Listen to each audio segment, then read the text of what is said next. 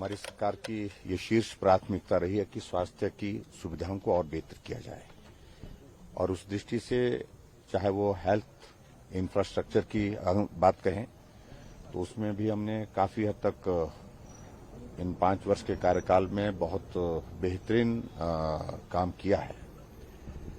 और उसके साथ साथ में जो सबसे महत्वपूर्ण चीज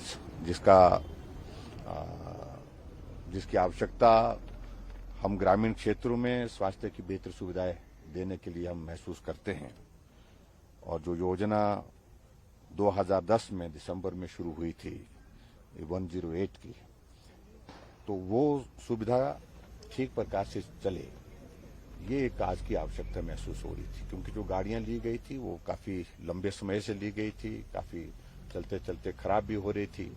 तो इसलिए मुझे इस बात की खुशी है कि आज हमने 30 नई एम्बुलेंसेज जो है यहाँ से रवाना की हैं और उस तरह से अब कुल मिलाकर के इसकी जो संख्या जो है हमारे हिमाचल प्रदेश में 248 टोटल इसकी संख्या बन गई है। और इसमें ये भी मैं कहना चाहूंगा कि इन 248 एम्बुलेंस में से 35 ऐसी एम्बुलेंसेज हैं जो एडवांस लाइफ सपोर्ट सिस्टम के साथ हैं। और उसी तरह से इस बात को अगर हम देखें कि हमने लगातार ये प्रयास किया है कि ये एम्बुलेंसेज समय समय पर हम उपलब्ध कराते रहें और बेहतर स्वास्थ्य सुविधा देने के लिए हम बेहतर काम करते रहे। 2019 में हमने 46 दी थी और 2020 में हमने 100 एम्बुलेंसेज इस प्रकार से हिमाचल प्रदेश में अलग अलग स्थानों पर दी थी और 2022 में 50 एम्बुलेंसेज हमने प्रदान की थी और इस प्रकार से 196 टोटल एम्बुलेंसेज लोगों को जो है वो समर्पित की गई है। और जिसमें से मुझे इस बात को लेकर के भी प्रसन्नता है कि अब की बार बजट स्पीच में हमने खासतौर से एक और ज्यादा एक इनिशिएटिव लिया है। वो इनिशिएटिव ये लिया है कि हिमाचल प्रदेश में ग्रामीण क्षेत्रों में स्वास्थ्य की सुविधाएं घर द्वार पर हम दे सकें।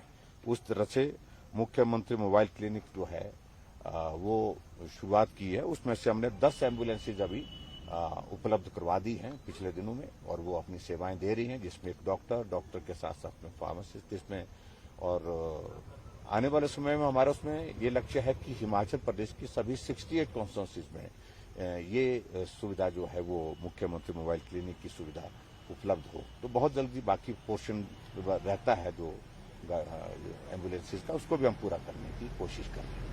सर, भारत जोड़ो यात्रा कांग्रेस नेता राहुल गांधी आज से कन्याकुमारी से शुरू कर रहे हैं, क्या कहना है? मुझे उसमें कुछ नहीं कहना है। पहले तो उसमें यही मुझे लगता है कि भारत जोड़ो से तो बेहतर ये होगा कि कांग्रेस जोड़ो इस यात्रा को यही नाम देना चाहिए। कांग्रेस बिखर गई है पूरे देश भर में और ये स्थिति जो हम कांग्रेस पार्टी की आज देख रहे हैं कि शायद कांग्रेस के इतिहास में ये सबसे खराब दौर चल रहा है। तो ये जोड़ने की बातें भारत की जो कही जा रही हैं, तो इससे बेहतर है कि वो कांग्रेस को जोड़ने का ही काम करें।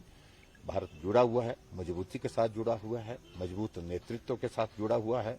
लगातार भारत आगे बढ़ रहा है और भारत को आगे बढ़ाने के लिए हम सब लोगों को आदरणीय प्रधानमंत्री नरेंद्र भाई मोदी जी के साथ खड़े होकर के उनको ताकत देनी है, उनको मजबूती देनी है। उस काम के लिए हम कर रहे हैं। सर, चमड़ी महामारी के चलते कई पशुओं के क्या चीज लंपी वायरस की बात,